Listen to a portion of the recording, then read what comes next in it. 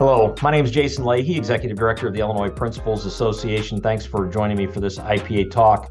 Grateful to have with me today Gary Tipsword, former superintendent of schools in Leroy, now retired out of that position, but can't keep a good guy down very long, Gary. You're now quickly into a new position for yourself, an executive director's role, serving as executive director of the Illinois Association of Regional Superintendent of Schools. So glad to have you in that role, and it's been fun working with you in this new capacity. Of course, did plenty of things with you when you were superintendent of schools, but yeah, you just got tripped right in from one thing into another. So good for you. Yeah, I appreciate that. It's good to be here, Jason. Yeah, Particularly an opportunity to talk about some of the recent survey data and yeah. some of the things that are impacting all of our schools across the state. Absolutely. Well, so the purpose for our conversation is to get into the report that the regional soups, along with a couple other organizations, including the state board, were involved in the recent educator shortage report. And this is something that the regional soups started up a few years ago and has been a highly useful data collection point for us, and something that has helped us in our conversation related to how the field is interpreting what's going on with the supply and demand of educators that are out there, and getting a sense of the perceptions and the realities of what people are dealing with. And so, I guess my first question or thought with this, Gary, is just kind of talk a little bit about what are some of the high points here from the survey data that you guys found, and then we'll kind of get into more specifics from there. Yeah, I think you make a really good point when you identify there's perception and realities, right? And so realities, how many positions are actually unfilled in our schools today? Mm-hmm. Um, and we can quantify that pretty easily because we simply know that either we weren't able to fill a specific position, or we have filled specific positions, but with people who are not um, certified appropriately for that, maybe highly qualified teachers, but maybe their degree work was not in that particular area. But we've been able to cobble some things together to be able to fill positions. And so we can look at that real impact. But I think maybe the bigger piece is the perception, the feeling. How does it feel? Mm-hmm. Um, and I think maybe the most telling number, I would say there are two things from the report that are really telling, because you could dig into this report and look at that dashboard and pull a lot of nuanced things out. But there were two things I think that were significant. One, over 90% of people identified that the teacher shortage is continuing to be and is a pervasive challenge. So that's all walks of life. That's all kinds of districts throughout our state that are saying this is a problem that is in need of being addressed. And then I think the second piece is when you looked at why were people leaving the profession, or why did we believe that this was occurring? And people identified the concept of working conditions. And I think that's interesting because we can define working conditions in so many different ways. Each individual teacher or administrator may define that differently. But I think there's a responsibility on our part as leaders within the school environments to better understand what that means, and to determine, is there any space there where we can exert control or influence or elevate a conversation to improve that for all of our people, everything from our superintendents and principals to our teachers and our paraprofessionals, our custodians and our cooks, just across the board in how we serve kids. Yeah. Well, what I appreciate about the way that all of you approached the survey collection this time is really took a pretty expansive approach, where early iterations of the survey a few years ago really focused in on teachers and what was happening with teachers, where Yeah. now with this survey data, we've got how we feel about teachers, looking very specifically at special education teachers, looking at our support staff with paraprofessionals and other support positions, as well as administrators, and what's happening there as well.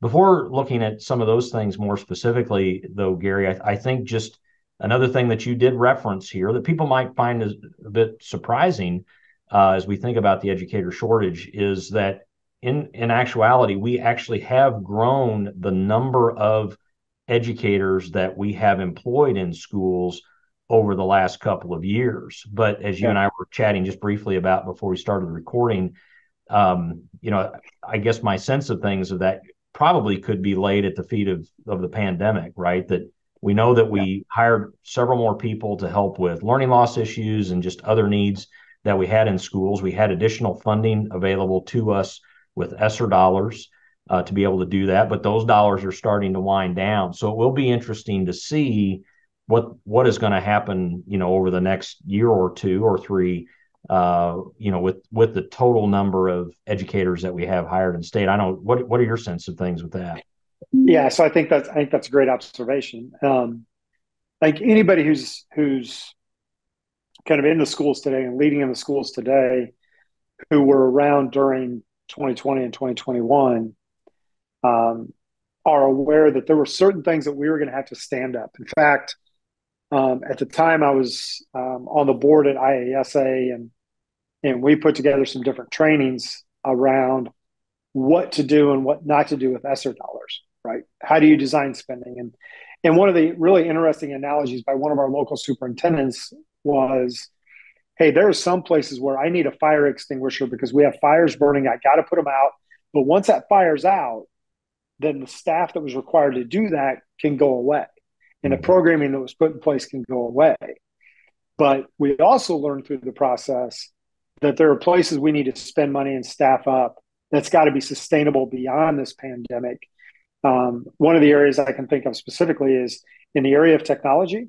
We proved that in the midst of COVID that technology resources, and people rightly skilled in technology are going to be invaluable going forward. And then the other is in some of the supportive services, particularly in speech language and school social workers and school psychologists. It became really apparent that that was going to be a lasting impact.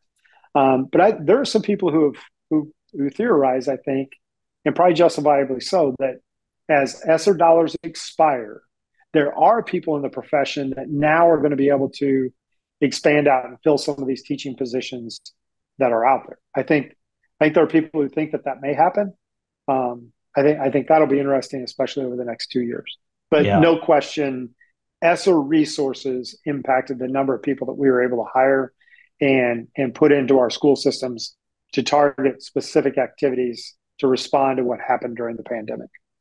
Well, and I've had those similar thoughts, being hopeful that, you know, as we try to draw down or reduce in certain places, that there will be obvious needs in others where individuals could find jobs, and so Yeah, that's helpful. I do think that there's a thought that, you know, with EBF money that has continued to consistently grow, for the most part, with the exception of a 1 year pause because of the pandemic. You know, we've had additional resources there, so that has been somewhat helpful, you know, to maybe help take the place of ESSER money. But we got to remember that, you know, the purpose of EBF is to get us to adequacy. You know, it's right, not necessarily to right, get us through a pandemic, right? It's to take right. care of getting us to an adequacy target and paying for things that we already have on the books from the time that bill was passed. But, you know, coming back to just the sheer number of educators in the pipeline, or those that are working through to become educators, you know, we're still far from the days where we were 10 or 15 years ago, where even though those that might get moved out of positions and be available to fill other openings, where we had 50, 60, 70 applicants for a position, Yeah, right? I mean, and I think that was one of the things that was very useful in this report, is that not only was it looking at the hard numbers of educators available, the openings that were there unfilled, and I think this partly also fuels the perception people have about the pipeline. But you ask questions in this survey about people's feeling about the candidate pool, right. and was it Yes. adequate or not, and were the quality of candidates in the pool up to the standard that we've been used to over the last, you know, 10, 15, 20 years. So I'm just kind of curious about your reaction to some of that. Yeah. So I think when you think about this 90% number that's out there where people see it as a lasting and pervasive problem, I believe that the majority of that is even in places where right now they've been able to fill all their positions. When they look at the raw supply, the front end supply, that's where a lot of optimism begins to go away. That unless we are inspiring people to enter the profession, to complete their college work, and then to come into our profession and then stay in the profession, I think that's where some people have some really significant concerns that the front end supply isn't going to match the demand that's there. And even if it does match the demand, it isn't going to be at a volume that is sufficient to incentivize competition. So truly the best people are applying and getting the positions. And I think across the board, even some of our most well-resourced schools, they still see that as a problem going forward. And you have, oddly enough, in education, you have a trickle up effect that it's our teachers who evolve into our building level leaders, Right. who evolve into our principals, who evolve into our superintendents. And so if that front end supply isn't good, the back end of the educational system, that is executive level leadership and business and building level leadership, those candidate pools are also going to we're going to see more and more reductions there as well. Well, I'll give you a couple of concrete examples of that I've experienced in talking with people over the last couple of weeks. So one was just in a meeting with a principal who is moving to a new opportunity in another district, going to be a principal in another district. In his current district, which is in DuPage County, which is known as a fairly well-resourced county here in the state, they did have a decent-sized number of candidates. There were 30 that applied for his job that he is vacating. However, in his conversations with district office, their feeling was that only 7 of those 30 were really up to the quality of standard that they would be looking for to fill that position, right. which is not a large number, which is a bit concerning. But at least they have a decent number within the pool versus a couple of conversations I had with superintendents looking to fill their roles in some really pretty good jobs that are getting maybe a couple or no candidates for those positions. So, that's a disheartening thing. And I will just say one other data point that we're looking at right now. We've been working with the state board to look more closely at the entitlements that are happening for principals. So how many people in a given year are being entitled with that principal endorsement? You look back at 2013, that number was a little over 3,000 were entitled in 2013, and that's FY 2013. So for FY 24, the year that we're finishing up now, that number's just a little over 900 versus 3,000. So it's about a 70% drop that has occurred in the number of people that are entitled. And I will tell you, Gary, if several years ago I would have said that if we could get 1,000 entitled a year, that would be enough. It's not. I'm learning that more and more that it's not, because not enough people, even when they get entitled, are looking to do the job. And one other thing I'll say that I think we have to pay attention to, of the 900 that were entitled to be the principal in FY24, the 400 or 500 of those, it was over half, I believe, so it's probably closer to 500, were entitled from institutions likely outside of the state of Illinois, because it was the state board, through review of transcript and credentials, that gave that entitlement to them, which probably means they came from out of state, or they were Illinois people that earned their degree or their endorsement out of state, versus our own Illinois institutions made up that other 400. So that is a whole other concern that we've got related to preparation. So not to muddy the conversation here, but it's just, I think to your point about how, as we think about this within our profession as school leaders and what the work that we do as an association, your point about the trickle up effect is extremely important. And I'm guessing it's likely affecting the superintendent ranks as well. Yeah. Well, and I think a couple of thoughts to that. I think one, I think school districts are going to have to continue to get better and better at growing their own and building resources within their individual districts. But in that, if we're going to grow our own, then we need TRS to actually acknowledge that in growing our own to do the best way that we can serve students, they need to create some flexibility so that they can matriculate through the system and still increase their salary consistent with what the job's going to be. Right. because it's certainly a change in job, right? And so TRS is, there are some artificial barriers to doing what makes sense that people just need to get out of the way, right? There's just common sense solutions that can eliminate some of the barriers, particularly in the idea of growing your own. I think the other thing that I think about is you said that. If you think back, my guess would be if you go back 20 years, and this is just the way the business of education works, is that I can move across the salary schedule by elevating my education. And one of the logical ways to do that is to go through a principal prep program. But there are a lot of people who pursued that, the principal prep programs in our respective universities, simply to move across the salary schedule, but maybe had no intention of ever actually becoming a principal. That was 20 years ago. My assumption would be you still have that going on simply because of the nature of the way contracts are designed, that people are going to do that. And then they at least have a viable degree in case of, but may not intend to use it.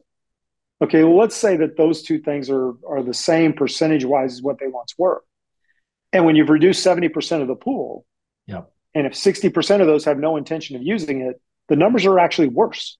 That's correct. Right? Which is why 900 or 1,000 is not enough coming through. Is not enough. That's exactly right. And I think so. Secondary to that then is if we accept that, then, and I think this is a passion within your organization, what can the organizations do to help elevate the capacity of leaders, to grow the capacity, to grow the understanding, to mentor, to support, and to coach, so that they are well suited to deal with, quite frankly, the difficulty of the job of building level leadership today. Yeah.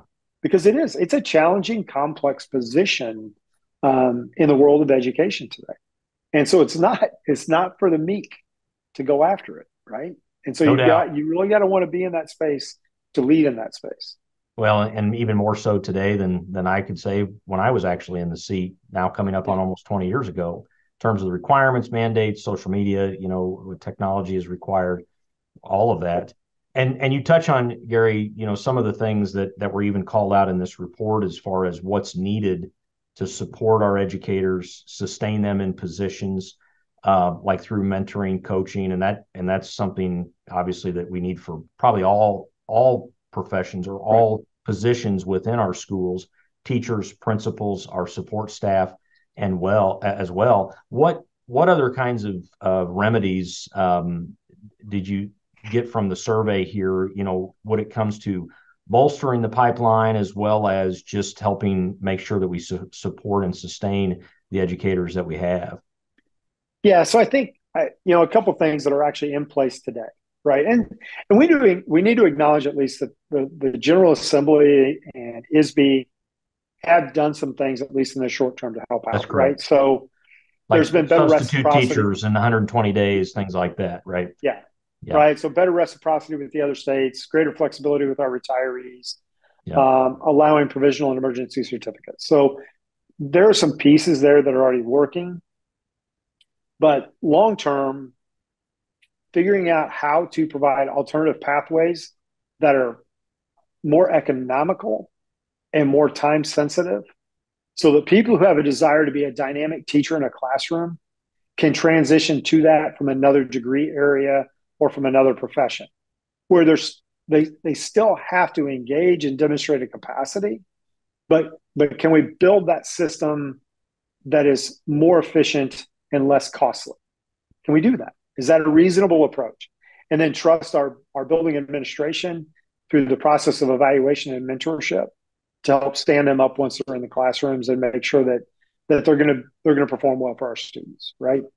I think the other is, and there's actually legislation right now, I believe, to expedite the process for paraprofessionals to move to their professional educator license and transition from the position of paraprofessional into the position of a classroom teacher. Which is awesome, Gary, and I'm fully supportive of that. But that then puts pressure on the paraprofessional. Puts pressure on the parapros. Right, exactly. Right. It's right. So when we move out, it creates a hole in the other. Yeah. So I think there's got to be a more comprehensive conversation that actually starts by looking at the sophomores and juniors and seniors that are in our high schools and start a conversation there about students who have a passion to enter the field of education, and how do you provide a real world experience for them?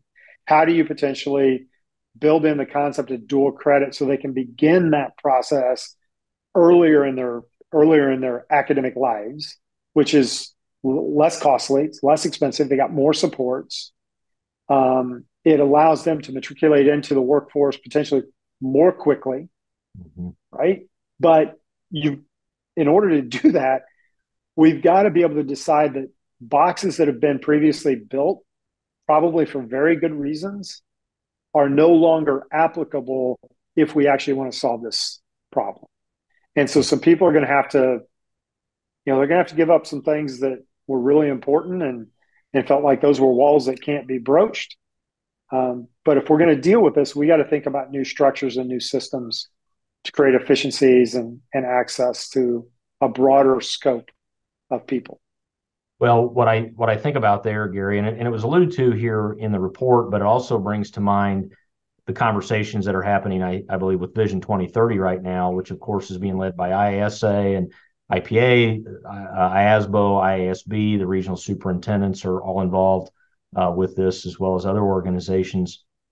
And I'm in the Educator Effectiveness Committee. I know you're an alum of Vision 2020 like I am, and now also involved with this process in your new capacity. But one of the things that we're talking about here within, at least within the committee, is like having to kind of reimagine working conditions for educators, and what does that mean? Yeah. And we all have a part to play in that. It's not just at the policy level.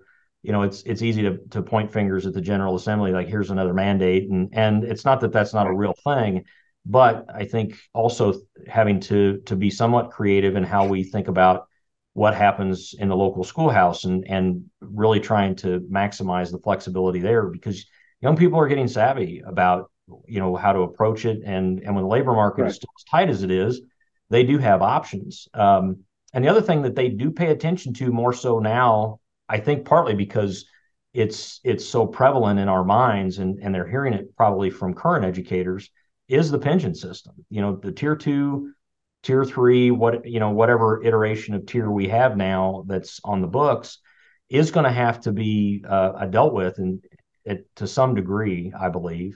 The way that I always talked about it was kind of the social contract that we have with educators, where we know we're not going to be maybe paying you as much along the way as you could possibly get in the private sector, but we will be sure to take care of you well in your retirements. And when, the bill was passed back in, before 2011, but when January 1 of 2011 hit and the change took effect, then that upended the world for us with regards to that social contract. And really it was not a contract anymore. It was broken.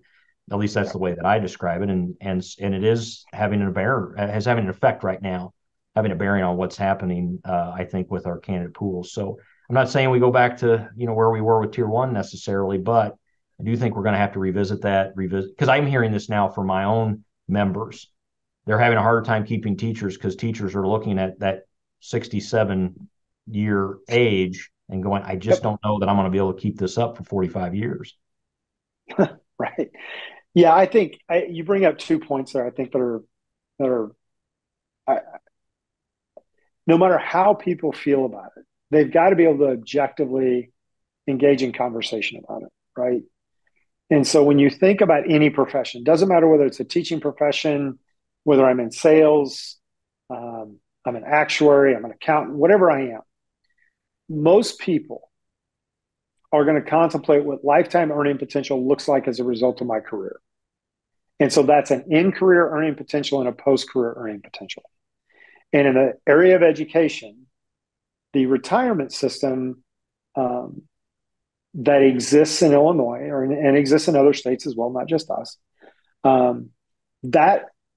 that post-career earning is relevant to my sustainability within the profession. Mm-hmm. It may not be what gets me into the profession, but it is certainly going to be a variable that keeps me in the profession. And I don't think anybody can objectively say that tier 2 is an incentive to stay. I think objectively it is a disincentive to stay long-term. which means we grow and we develop really talented people who then go on to work in the private sector and create enormous benefit in the private sector rather than staying in education, right? And the other thing that we need to get our minds around, one of the things that the pandemic, I think, proved was the best way that we can educate students is face-to-face, in person, students with their peers, highly qualified professionals in front of them, teaching every day, right? I think we established that's the best way for us to teach kids. Mm-hmm. But our teachers and our principals and our superintendents they're talented people and are valuable to other industries as well. And in those other industries, they can live someplace where it's warm and sunny and work in some place that on a March day, it might be 32 degrees and sleeting like we have sometimes in Illinois. So we're competing in a different economic space today than we ever have before. And so people choosing whether to enter the profession or stay in the profession, they have so many different opportunities to choose from. And as educators, they've developed a wide range of skill sets to be successful as an educator that certainly can travel into other industries. And so we're competing in a different economic space than we ever have before because of that. Yes, no doubt about it. And I think it's something, as we have this conversation related to, compensation benefits, which in the report again was high up on the list with regards to solutions that we do need to consider here, is something that's really critical for us to be taking a look at. As we look to wrap this up, Gary, and of course we could be talking about this quite a bit. This report's really thick. There's a lot to digest here. So that's why I would encourage people to go to the Regional Soups website and download it, take a look at the dashboard, which is really well done and put together. You can really look at a lot of data there and explore this more deeply. But I guess I want to pinpoint one story or it was more of a testimonial or comment that was drawn from one of the survey takers here that talks about how important it is. We know intuitively this is obviously really critical when we think about educating our kids, but how serious this is for some school districts where others maybe not as much. But one of the things that was drawn out here is that one of the schools is, for their students this year, 25% of their teachers are out of certification or they're utilizing long-term subs, or they're using teachers that are not certified in their content area in order to fully staff their school. 25%. That, for those kids, that is very impactful. And I don't know if it's high school or elementary or whatever, but we know from the data, the research, how critical it is that that we have highly qualified educators in front of those young people in order to be effective. And so that's why this conversation is so very, very important. And I guess my question to you, and I'd be happy to have you react to that, but also as we look to wrap up here, what would you hope that really educators that are sitting here trying to work with this, or maybe like, how do I consume this report? What is it that they really need to hone in on here and be thinking about how they can help push this conversation even locally or with members of the General Assembly, the state board, and work to have an impact related to what's happening with our educator pipeline right now? Yeah, so I think the first thing that comes to mind is I think everyone who's in the profession needs to celebrate the significance of the job, the significance of the role to engage with students, and give them the opportunity to be a productive member of society and everything that is out there for them post-graduation, right? The role that our educators play in that is such a significant contribution. And so regardless of what the rhetoric is that's out there, and regardless of how difficult some things are, understanding the nature of how worthwhile this work really is, I think is important. No matter what the data says, no matter how people feel, the work and the interest of the students that they're responsible to serve is significant. And I think they should be celebrated for that. But I think the piece to point out, if 90% of kind of the educational leadership structure throughout the state is saying that this is a persistent and pervasive problem, at some point in time, the powers that be that get to dictate the extent of the guardrails that exist need to engage in really meaningful conversation with the practitioners that do this work to determine how to best fix and best create opportunities. And they've got to be willing to come to the table and just say, hey, let's start with a blank whiteboard here. And what does it need to look like to actually create the incentives and the sustainability within this profession so that we can best serve our future, which is our kids?